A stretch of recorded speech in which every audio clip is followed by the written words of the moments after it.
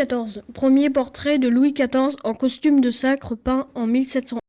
XIV. Premier portrait de Louis XIV en costume de sacre peint en 1701 est réalisé par Hyacinthe Rigaud, exposé au musée du Louvre. Description.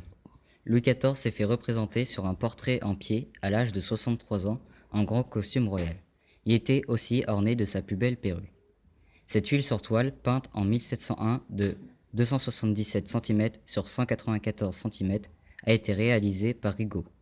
Sur ce somptueux portrait, Louis XIV portait ses plus beaux vêtements, son manteau en fleurs de lys et son manteau en hermine, ainsi que ses belles chaussures à talons.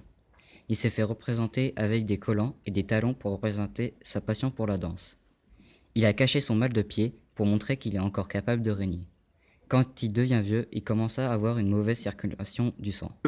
En arrière-plan, on peut voir son trône et à sa gauche, il y a sa couronne en or pour montrer son pouvoir royal. Sur les côtés de la couronne, il y a à la main de la justice pour montrer qu'il dirige la justice.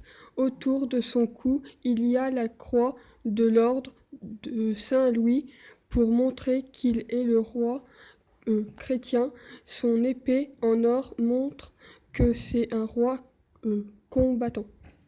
Il tient son spectre pour montrer sa belle allure et son pouvoir politique.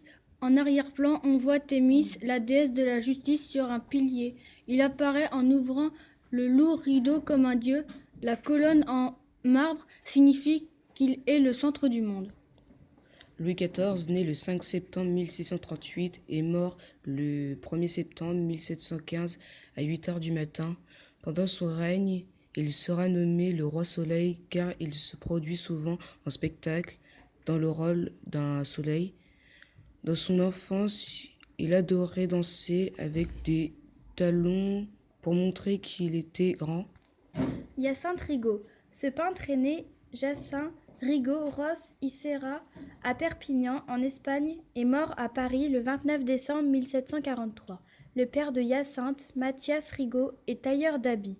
Il devient peintre car il est le petit-fils de peintre. Il arrive à Paris en 1681. Il fait des portraits comme le tableau de Louis XIV. Il produira près de 400 tableaux.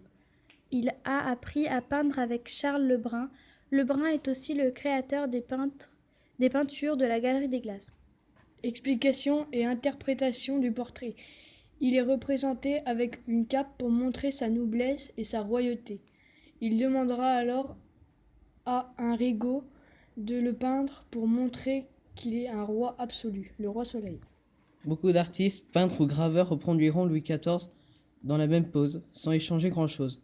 Et l'atelier de Rigaud réalisa jusqu'en 1715 un très grand nombre de Louis XIV de dimensions variées en armure ou en manteau de sacre, en pied ou en buste, qui furent immédiatement répandus en France et dans les cours d'Europe.